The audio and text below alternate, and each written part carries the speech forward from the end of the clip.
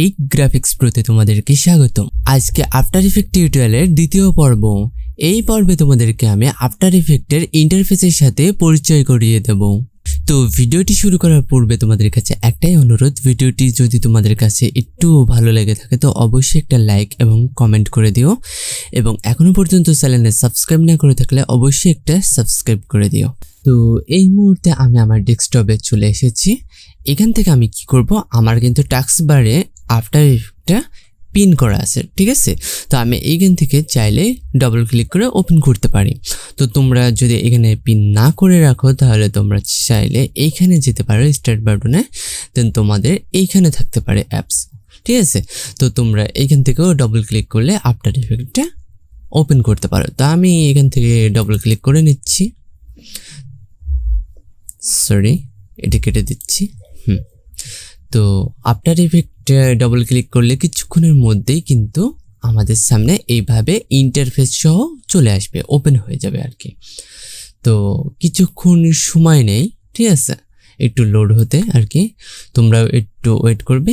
এইটা হলো আমাদের একটা আর্টবোর্ড, দেন তারপর ভিতরে আমাদের আরেকটি আর্টবোর্ড আছে। এই প্রথম আর্টবোর্ডে আমাদের দেখো আপাতত তিনটা বাটন আছে। তিনটা বাটন হলো মানে নিউ প্রজেক্ট ক্রিয়েট করা, এবং আরেকটি হলো তোমার যদি অলরেডি একটা প্রজেক্ট ক্রিয়েট করা থাকে তাহলে সেটাকে চাইলে ওপেন করতে পারো, ঠিক আছে। তো এই আর কি। তো যেহেতু আমি আজকে পরিচিত করে দিচ্ছি তার জন্য আমি জাস্ট বোঝাচ্ছি, যদি তোমাদের এই কথাগুলো মাথার উপর দিয়েও যায় তো পরবর্তী ভিডিওতে তোমাদের কিন্তু আস্তে আস্তে ক্লিয়ার হয়ে যাবে, ঠিক আছে। তো আমি আপাতত এই ইন্টারফেসটা এখান থেকে কেটে দিচ্ছি, দেন তারপর আমাদের দ্বিতীয় ইন্টারফেস বা আর্টবোর্ডের সাথে পরিচয় করে দিচ্ছি। এটা কিন্তু আমাদের মূল সফটওয়্যারটি, ঠিক আছে। এইখানে আমাদের বেশ কয়েকটা অপশন বা এটাকে মেনু বার বলতে পারো, ঠিক আছে। এখানে আমাদের ফাইলে ক্লিক করলে আমরা অনেক কিছু পেয়ে যাব। এখান থেকেও চাইলে নিউ থেকে আমরা নতুন প্রজেক্ট ক্রিয়েট করে নিতে পারি, ঠিক আছে, আবার নতুন ফোল্ডার এক্সেট্রা আর কি, ঠিক আছে। তো আমরা দ্বিতীয়টাতে আমরা ওপেন প্রজেক্ট করতে পারি, ঠিক আছে। আমাদের যদি অলরেডি নিউ থেকে প্রজেক্ট ক্রিয়েট করা থাকে কোনো ফোল্ডারে রেখে দিই তাহলে এখান থেকে আমরা সেই আগের প্রজেক্টটা এখান থেকে ওপেন করতে পারবো। তাছাড়া আমাদের কোনো প্রজেক্ট যদি ওপেন থাকে এখানে তাহলে আমরা ক্লোজ প্রজেক্ট অথবা উইন্ডোটাই ক্লোজ করে দিতে পারি, এই আর কি। আর যদি আমাদের প্রজেক্ট যদি সেভ করতে চাই তাহলে আমরা এখান থেকে সেভ করতে পারবো, ঠিক আছে। তো আজকে যেহেতু আমি খালি পরিচয় করিয়ে দিচ্ছি, মানে কোনো অপশন আমি দেখাচ্ছি না, ঠিক আছে, এই আর কি। তো আমাদের আফটার ইফেক্টে যদি আমরা প্রবেশ করি তাহলে আমাদের অলরেডি একটা প্রজেক্ট কিন্তু ক্রিয়েট হয়ে যায়, ঠিক আছে। দেন তারপর আমাদেরকে কিন্তু আরেকটা কাজ করে নিতে হবে, সেটা হলো নিউ কম্পোজিশন, ঠিক আছে। এই কম্পোজিশন আমাদের প্রত্যেকবার ক্রিয়েট করতে হবে, এই আর কি, প্রত্যেকটা প্রজেক্টে। তাছাড়া আমাদের যদি মনে করো এই প্রজেক্ট প্যানেলটা নিয়ে একটু আলোচনা করি, এটা আমাদের প্রজেক্ট প্যানেল।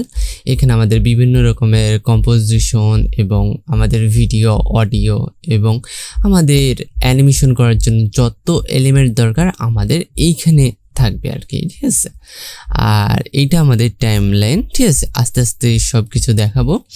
তো আজকে কিন্তু আমাদের ইন্টারফেস নিয়ে যেহেতু আলোচনা, তার জন্য ইন্টারফেস নিয়েই দেখাচ্ছি। তো আমাদের মেনু বার তো দেখানো হলো, ঠিক আছে। মেনু বারের ফাইলটা দেখিয়েছি, তারপরে এডিট, এখানে আমাদের অনেক কিছু অপশন পেয়ে যাব। এখন যেহেতু এখনো কম্পোজিশন বা কোনো প্রজেক্ট রান করিনি তার জন্য অনেক অপশন দেখো মানে হাইড হয়ে আছে আর কি। দেন তারপর কম্পোজিশনের জন্য আমরা এখান থেকেও চাইলে নতুন কম্পোজিশন ক্রিয়েট করতে পারি, ঠিক আছে। যে এখান থেকেই যে ক্রিয়েট করতে হবে তা না, আমরা চাইলে এখান থেকেও ক্রিয়েট করতে পারি। দেন আমাদের আরেকটা আছে লেয়ার, এখান থেকে কম্পোজিশন যখন আমাদের ক্রিয়েট করা হয়ে যাবে তখন আমরা চাইলে লেয়ার ক্রিয়েট করতে পারি, ঠিক আছে। দেন ইফেক্টস আছে, অ্যানিমেশন আছে, ভিউজ আছে, উইন্ডো আছে, ঠিক আছে। তো আমাদের অনেক অপশন আছে, মানে শিখার আমাদের শেষ নাই বলতে পারো, ঠিক আছে। দেন উইন্ডো আছে, হেল্প আছে। তো তার নিচে দেখো আমাদের অনেক কয়টি টুল বার আছে, ঠিক আছে। এটা আমাদের হোম টুল, এটা আমাদের সিলেকশন টুল, এটা আমাদের হ্যান্ড টুল, ঠিক আছে, জুম টুল, অনেক টুল পেয়ে যাবো আর কি আমাদের আফটার ইফেক্টে। তো আমরা যদি এই পাশে আসি, তো এইগুলো আমাদের কিন্তু বিভিন্ন ওয়ার্ক প্লেস বলতে পারো, ঠিক আছে। তো আমাদের এটা হলো ডিফল্ট ওয়ার্ক প্লেস, ঠিক আছে। দেন তারপর আমাদের চাইলে স্ট্যান্ডার্ড ওয়ার্ক প্লেস, মানে আমাদের পুরো এই জিনিসগুলো কিন্তু আলাদা হয়ে যাবে আর কি। হতে পারে এই যে এই ইফেক্টের কন্ট্রোলগুলো আমাদের সাইডে চলে যাবে, মানে প্রয়োজন অনুযায়ী, ঠিক আছে আর কি। তো আমি একটা ক্লিক করে দেখাচ্ছি, আমাদের খালি আর্টবোর্ডটা একটু পরিবর্তন হয়ে যাবে আর কি। দেখো আমাদের ইফেক্ট এবং প্রিসেটের এইটা খালি অ্যাড হয়েছে এখানে, তাছাড়া সব কিছুই কিন্তু ঠিক আছে। আবার যদি স্মল স্ক্রিন করি তাহলে আমাদের একটু পরিবর্তন হচ্ছে, আমাদের এখানে জাস্ট লাইব্রেরিটা চলে আসছে, এরকম অনেক পরিবর্তন আসছে আর কি। তো আমরা এখানে চাইলে অনেক কিছু ওয়ার্ক প্লেস অ্যাড করতে পারি। তো মনে করো আমরা ডিফল্টেই থাকবো আপাতত।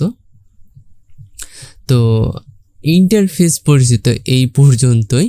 তো গত পর্বে আমরা একটা প্রজেক্ট সেভ করে দেন তারপর আমরা একটা নতুন কম্পোজিশন কিভাবে ক্রিয়েট করতে হয় সেটা দেখব, ঠিক আছে।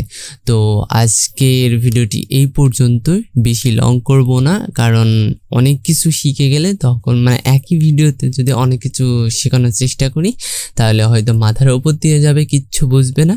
তো তার জন্য এই ভিডিওটি এতটুকুই থাকলো, ঠিক আছে।